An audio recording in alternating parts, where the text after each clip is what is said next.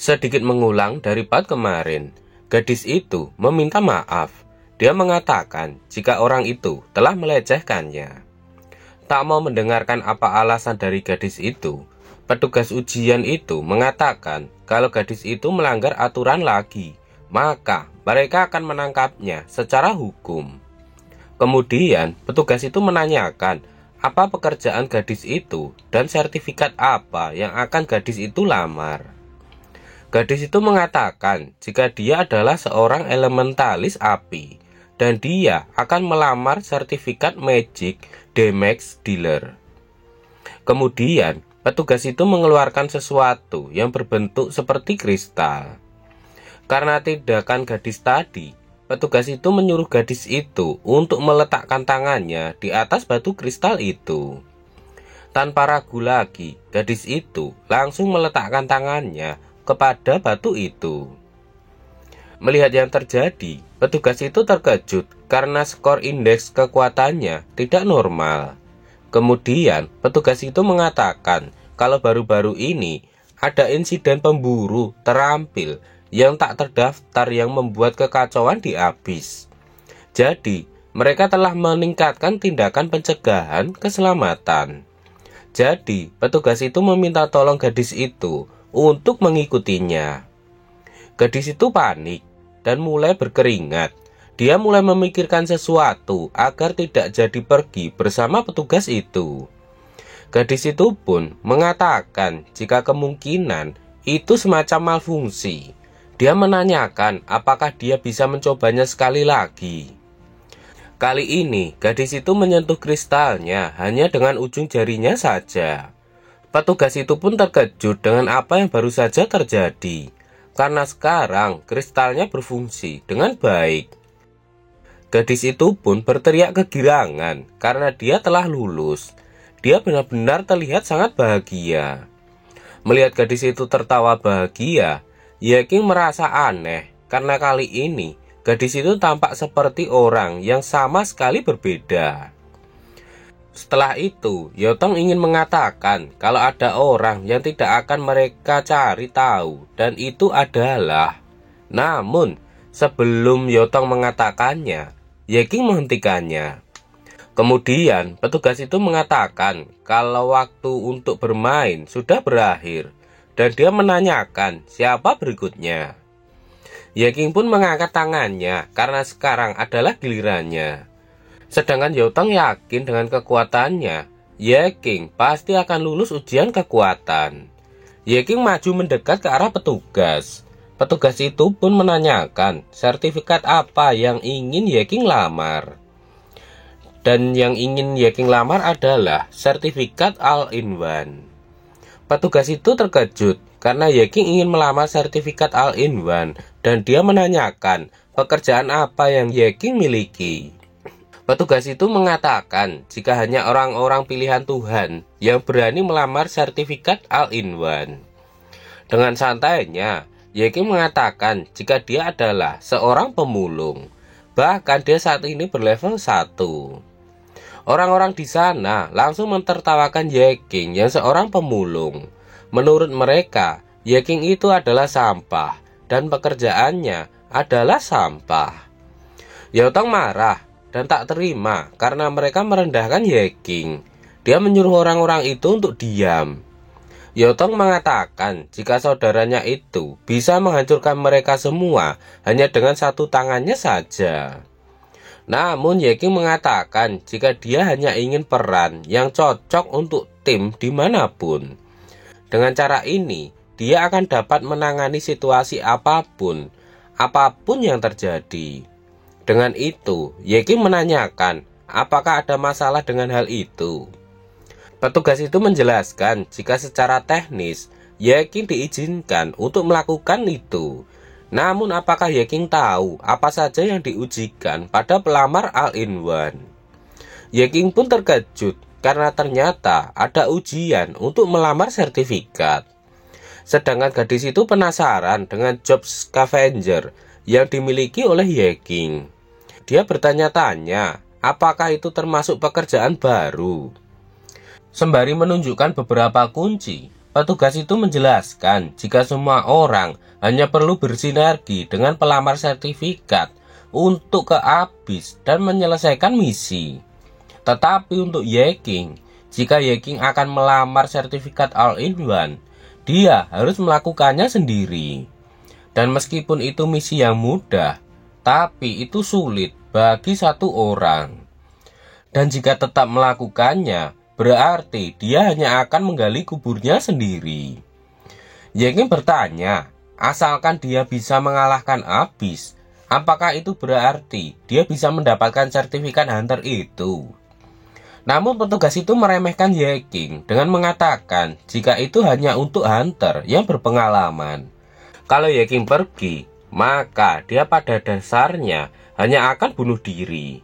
Tapi berdasarkan seberapa sombongnya Yeking, dia itu idiot atau ahli yang tersembunyi. Kemudian petugas itu meminta tolong agar Yeking menaruh tangannya di batu itu. Setelah Yeking memegang batu kristal itu, batu itu pun sama sekali tidak menunjukkan reaksi apapun. Dan itu membuat petugas itu terkejut dan yakin jika Yeking adalah seorang yang bodoh. Orang-orang yang mentertawakan Yeking tadi mendekati Yao Tong dan semakin mentertawakan Yeking. Yang berkepala pelontos memegang pundak Yao Tong dan mengatakan jika saudara Yao Tong itu hanya jadi bahan tertawaan saja. Dan yang di sebelahnya yakin jika Yeking masuk ke dalam Abyss tanpa sihir, dia pasti akan mati di sana. Yao Tong tak terima dan menyuruh mereka untuk diam. Kemudian Yeking mengambil kunci untuk membuka gerbang Abyss di sana. Orang-orang tadi tak menyangka kalau Yeking ternyata benar-benar akan melakukannya dan tidak bercanda. Sebelum Yeking pergi, petugas itu berpesan jika Yeking memang bertekad untuk bunuh diri, mereka tidak akan bertanggung jawab. Dan di sana ada alat yang melarang teleporter di sini. Jadi, Yeking bisa menggunakan kuncinya. Yeking tersenyum saja mendengar ucapan dari petugas tadi. Dia sama sekali tidak mempunyai niat sedikit pun untuk bunuh diri. Dan di belakang Yeking, terlihat Yao Tong yang sedang berlari mengejar Yeking. Dia berpesan agar Yeking kembali dengan selamat. Panel berpindah di sebuah gerbang besar. Di sana sudah berkumpul beberapa orang di depan gerbang itu. Si pilihan Tuhan tak terima karena Yeking yang hanya seorang sampah bisa menantang dungeon tingkat tinggi seperti itu. Dia tak mau kalah dengan Yeking.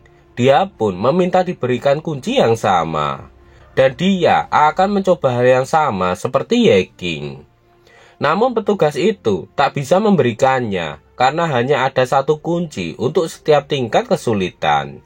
Jika si pilihan Tuhan itu ingin mencoba kesulitan itu juga, si pilihan Tuhan harus melakukannya untuk waktu yang lain. Si pilihan Tuhan tak mau melakukannya. Dia mempunyai ide jika dia akan ikut dengan Yeking masuk ke sana, namun tidak sebagai tim. Yeking pun terkejut mendengarnya. Kemudian petugas itu mendiskusikannya. Lalu dia mengatakan jika masuk bersama namun bukan sebagai tim, itu artinya si pilihan Tuhan ingin menjadi pesaingnya. Petugas itu menjelaskan meskipun aturan melarang kerjasama tim, tidak ada peraturan yang melarang persaingan.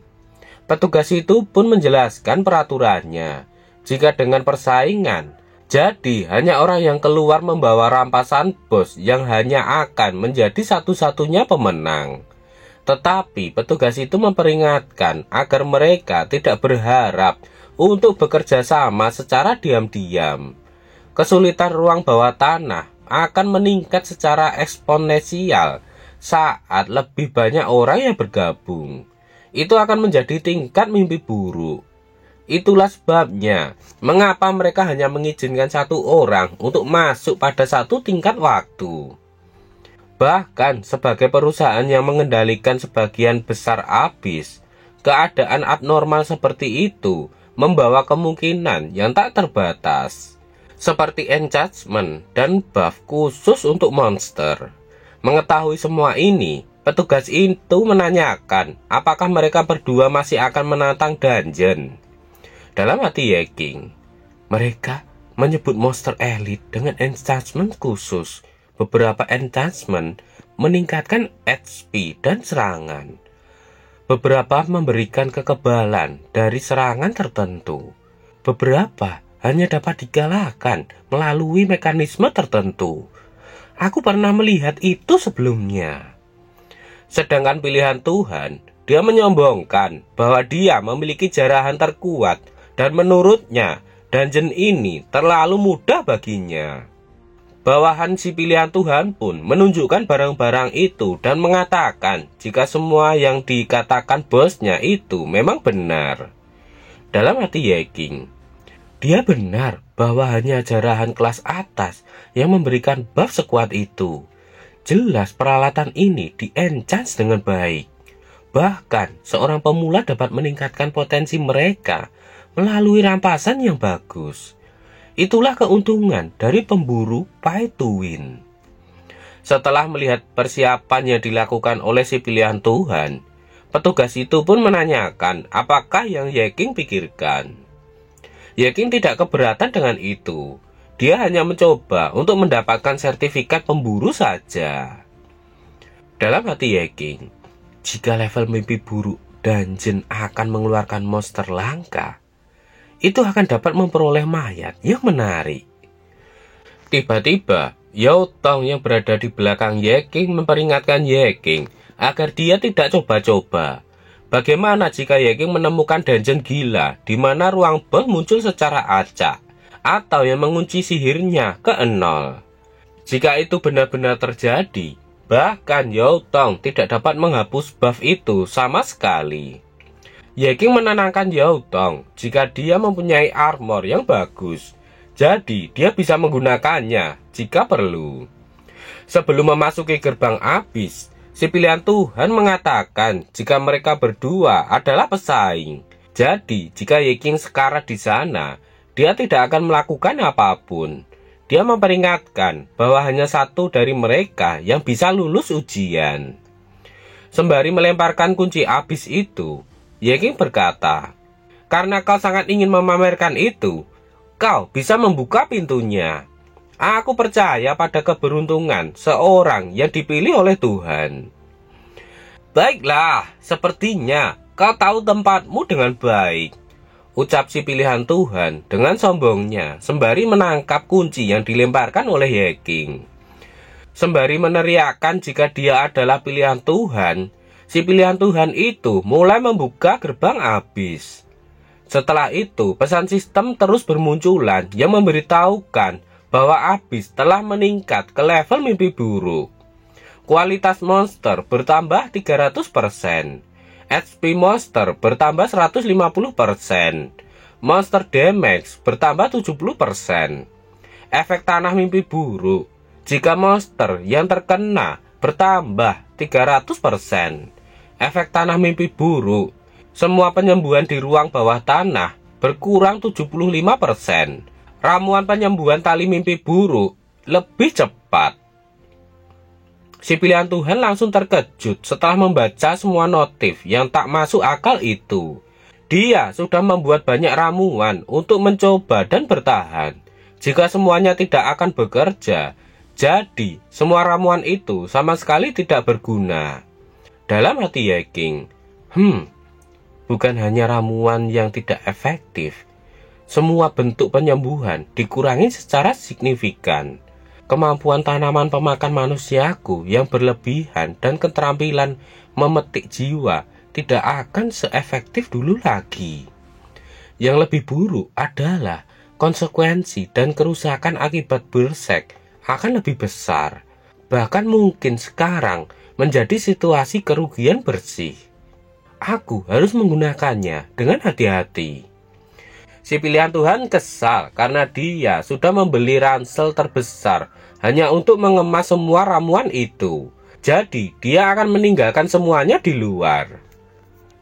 Setelah itu, si pilihan Tuhan menggunakan armor yang telah dia siapkan. Dia yakin dengan armor itu, dia akan menghancurkan semua monster, dan dia pun berjalan masuk duluan. Tiba-tiba pesan sistem muncul lagi. Peringatan, anggota kedua bergabung. Kesulitan telah meningkat ke tingkat mimpi buruk. Tantangan legendaris. Akan ada monster legendaris di dungeon ini. Monster itu tidak memiliki ruangan khusus. Mengalahkannya akan memberikan hadiah legendaris. Setelah melihat pesan sistem, petugas itu terkejut dan berkata, "Hah? Mutasi legendaris? Bahkan dengan skor keberuntungan 300 poin, kemungkinannya masih hanya 0,01%. Betapa beruntungnya orang ini. Beritahu atasan bahwa ada mutasi legendaris di ujian Hunter. Suruh mereka mengirimkan bala bantuan." Bagaimanakah nasib Ye King? Nantikan kelanjutannya seminggu lagi di part berikutnya.